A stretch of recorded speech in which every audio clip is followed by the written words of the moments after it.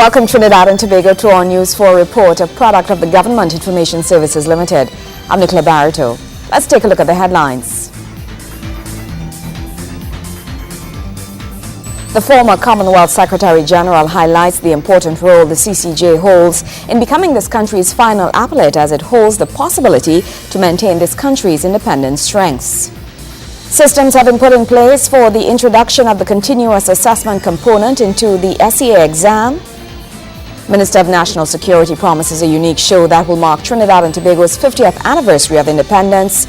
And in sport, the road to London 2012, the Trinidad and Tobago Olympic Committee on course. Thank you for joining us to our top story. Former Commonwealth Secretary General Sir Sridhat Ramphal is lamenting on the dissolution of the West Indies Federation 50 years ago. His comments were the highlight during the 26th annual Dr. Eric Williams Memorial Lecture held at the Central Bank. Sir Ramphal's lecture, titled Labouring in the Vineyards, sought to enlighten those in attendance of what would have been if this country took towards the path of forming a federation with its regional neighbours instead of an independent nation. 50 years of independence here in Trinidad and Tobago later this year. Many are also reflecting on the possibility of what might have been a federation of the West Indies. It was the order of the conversation Sir Sridhat Ramphal, chairman of the Rex Nettleford Foundation, took during the annual Dr. Eric Williams Memorial Lecture Series. He noted it was the Caribbean region that should be celebrating the 50th anniversary as a West Indian nation this week. We should have been celebrating the 50th anniversary of the independence of the West Indian nation next week. That is how close we came to reaching the Holy Grail. Instead, on that same day, the 31st of May 1962, the Federation was dissolved. The immediate cause of the dissolution was, of course, Jamaica's referendum, and as you've heard, Dr. Williams's inventive and now notorious arithmetic that 1 from 10 leaves naught. The year was 1958 when the United Kingdom tried to establish an independent West Indies Federation comprising most of the former British West Indies. However, disagreement over the structure of the Federation led to Jamaica's withdrawal.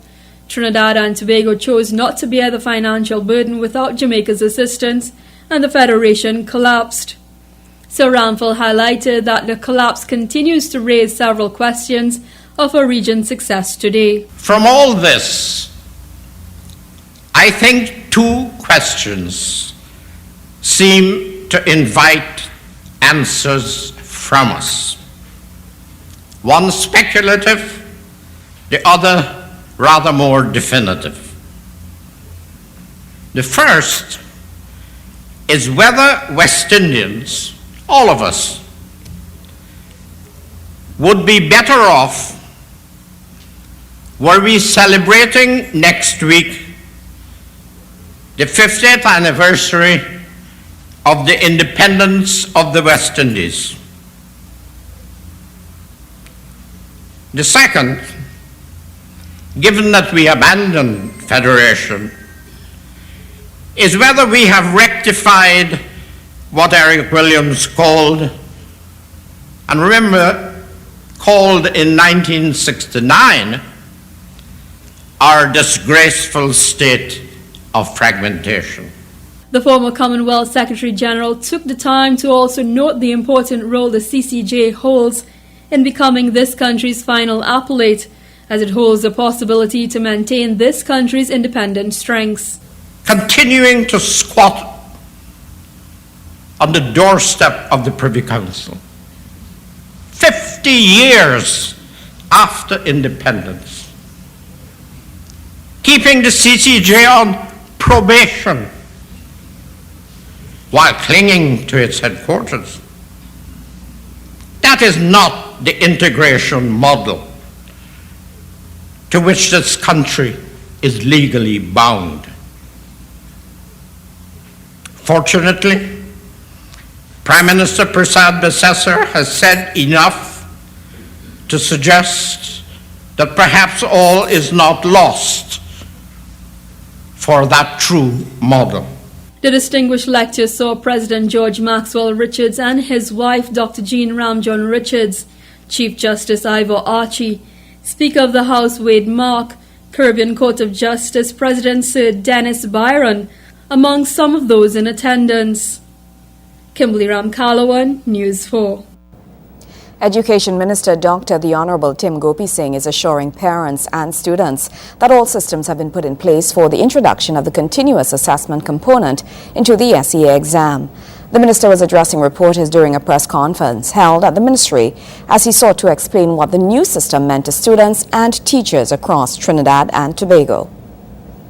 Education Minister Dr. Tim Gopi Singh says the recently implemented continuous assessment component of the SEA exam is necessary as it encourages a holistic learning experience. It's expected that a continuous assessment component of the SEA will become a permanent fixture of the primary school curriculum and will benefit students preparing for the SEA examination. The minister noted through this method, students will be afforded the necessary feedback that would aid or guide them towards development before the actual exam. It is a series of strategies designed to achieve the value outcome for our children. It's a program consisting of curricular objectives for achieving skills, competencies, and content not previously subject to assessment on a national scale. These competencies and skills were not previously subject to any form of assessment on a national scale. The minister assured parents and teachers that all school books and materials needed for these changes will be provided by the ministry in a timely manner. All schools will be provided with resources in appropriate amounts by or before September 2012. Funds have been identified with the ministry. We have had a cabinet note passing the allocation of these funds. And this will continue in our system to ensure that a fair and transparent process continue to take place. He added that all stakeholders involved in the transformation process, including CXC, were equipped to deal with the changes. The process has been dealt with by CXC and tested and tried and proven to be successful in the CSEC examination process for a school-based assessment. It is a similar type of assessment for the SEA.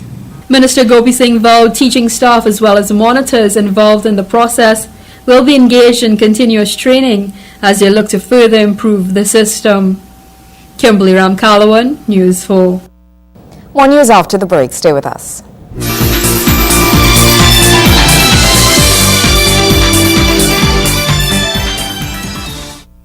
Hello, ever thought of cutting your TSTT business landline costs?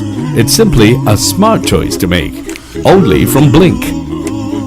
One fixed monthly rate for bundled local minutes, bundled mobile minutes, bundled international minutes, and many free calling features, all wrapped up to save you a bundle. Smart choice, only from Blink. A bundle of joy.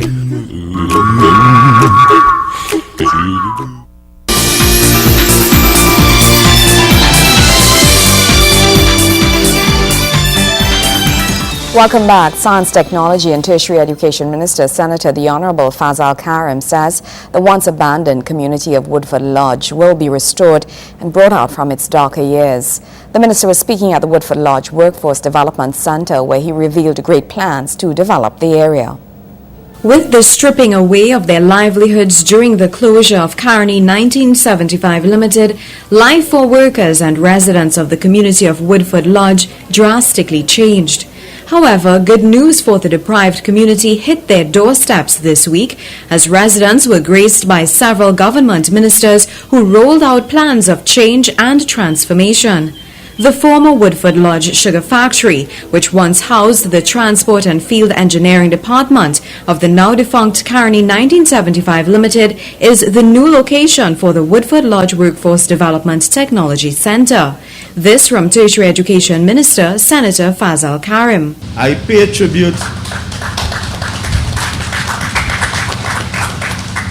tribute today as we sit on these very hallowed grounds to all those persons who would have worked, who would have passed through here, who would have contributed to our economy and our society, and who would have left a legacy for you and I to continue this morning.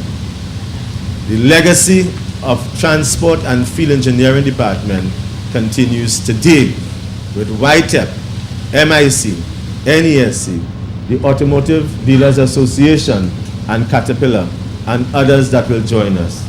Minister Karim says the center is expected to carry out automotive diagnostic source repairs to airbags and locking systems, engine tune-ups and other types of repairs.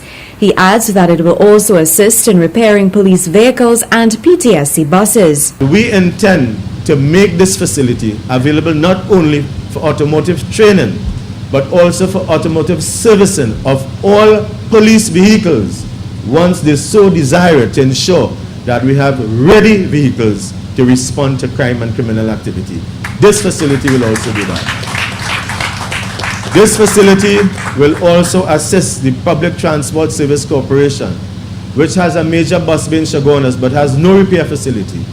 We will make this facility available for overnight repairs of any bus or buses that may have broken down. This facility will also train people in steering system alignment, engine overhaul and rebuilding, diesel injector pump and injector servicing, starter and alternator repair and overhaul. Government is partnering with the private sector both locally and internationally to encourage training in automotive technology to be carried out at this newly opened center.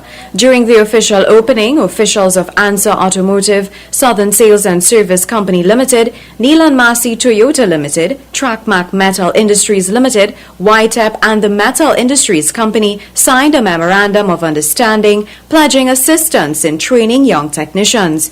The Tertiary Education Minister is also announcing that the facility will serve to repair government vehicles as well.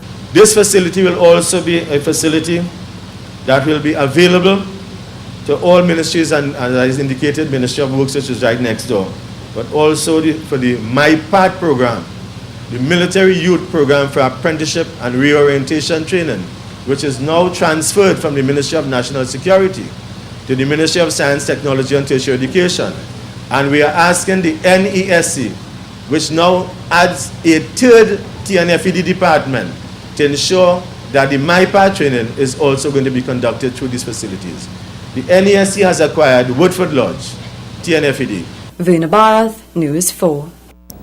Minister of National Security Senator the Honorable Brigadier John Sandy is promising a unique show that will mark Trinidad and Tobago's 50th anniversary of independence. He added that the show will be combined with a number of celebratory activities and events in commemoration of the nation's Jubilee anniversary. As preparations for Jubilee Independence celebrations get started, National Security Minister Brigadier John Sandy says observances this year will showcase the milestones achieved as a nation. He was speaking at the launch of several activities and events to be held in commemoration of this nation's 50th anniversary of independence, held at the National Academy for Performing Arts, Port of Spain.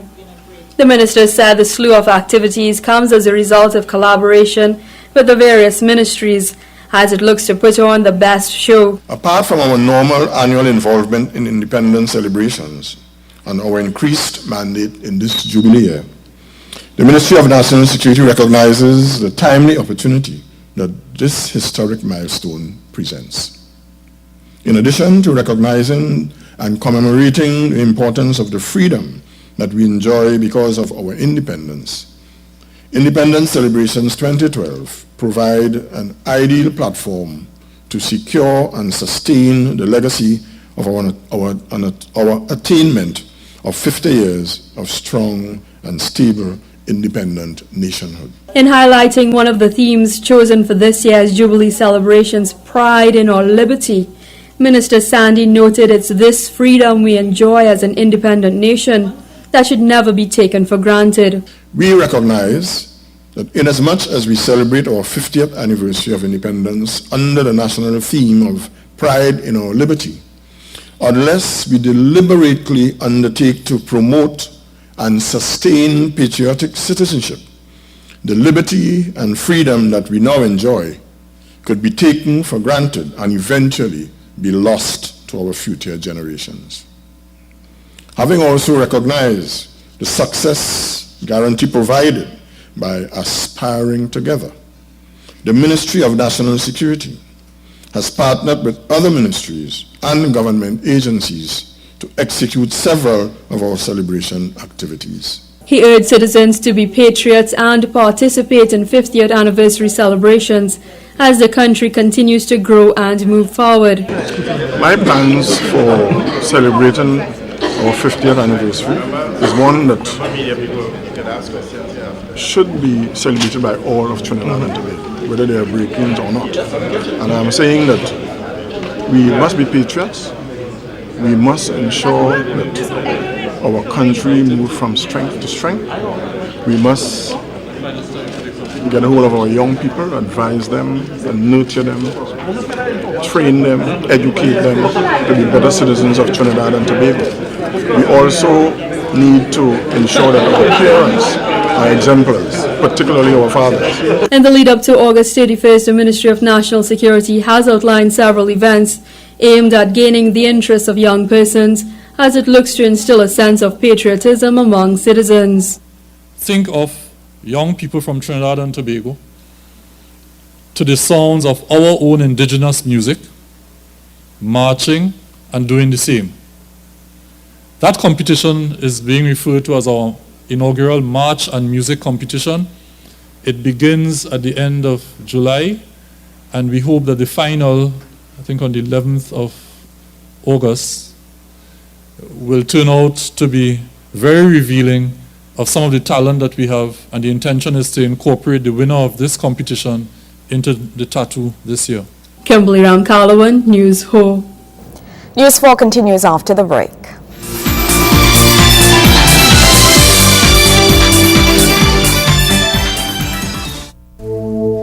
Personal music players can stop you from being aware of your surroundings.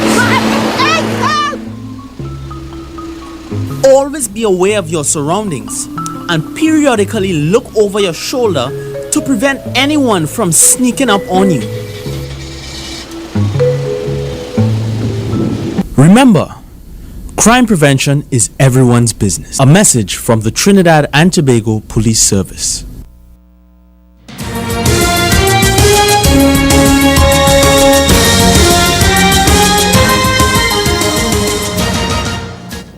With athletes qualifying to represent Trinidad and Tobago at the London 2012 Olympics in various disciplines, the task now falls to the Trinidad and Tobago Olympic Committee to form those athletes into a team.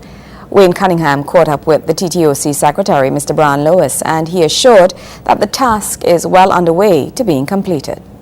Cycling, swimming, athletics, boxing, and sailing are some of the disciplines in which Trinidad and Tobago has met the qualifying standard for the Games of the 30th Olympiad in London. And according to Brian Lewis, Secretary of the Trinidad and Tobago Olympic Committee, the task of getting a team ready is made easier because of the support coming from the relevant agencies and personnel on board.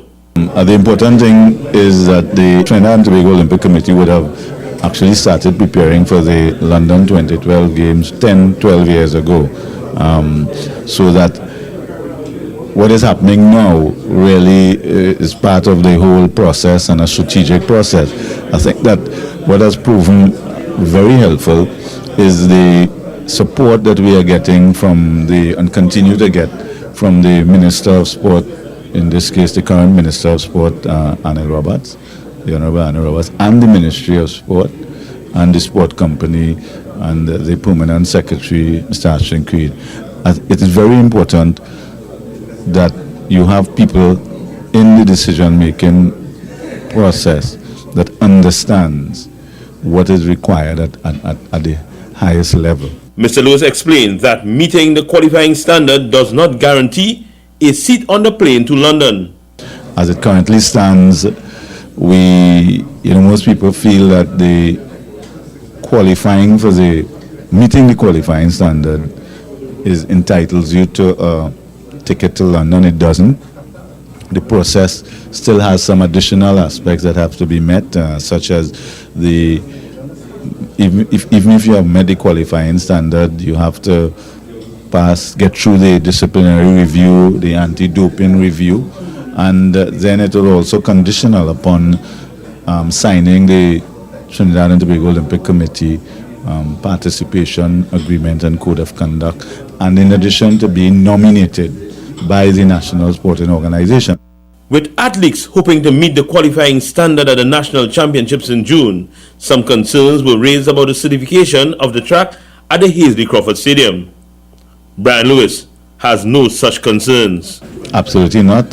We have every confidence and trust in the NTAs and the Ministry of Sport and Youth Affairs and the Sport Company that they are fully informed as to what is required in terms of getting in other words, the times that the athletes are doing will be recognized. I have no doubt of that situation. I can't see, as I said, the responsible people in the NTAs. As I was saying earlier on, there are people both at the level of the Minister of Sport and in Roberts. He was a coach and a medal-winning coach at that. Ashwin Creed, the permanent secretary, they understand it. And then in NTAs, you have people like Ephraim Serrett and Hazley Crawford, people who know the business. So the Trinidad and Tobago Olympic Committee will have no concern. We'll be very surprised if that was an issue. Wayne Cunningham, News 4 Sports. When we come back, fulfilling the promise.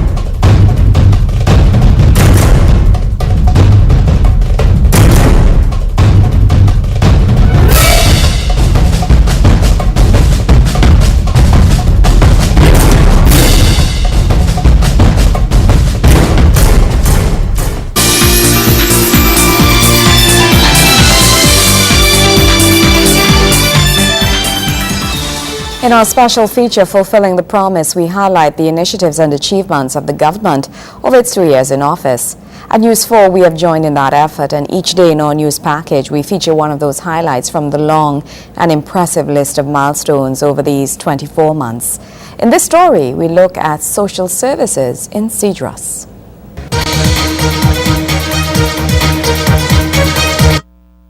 The Ministry of the People and Social Development has launched a program aimed at developing rural communities. SOCA, as it's commonly called, Social Outreach for Coastal Areas, is part of the ministry's Direct Impact Initiative.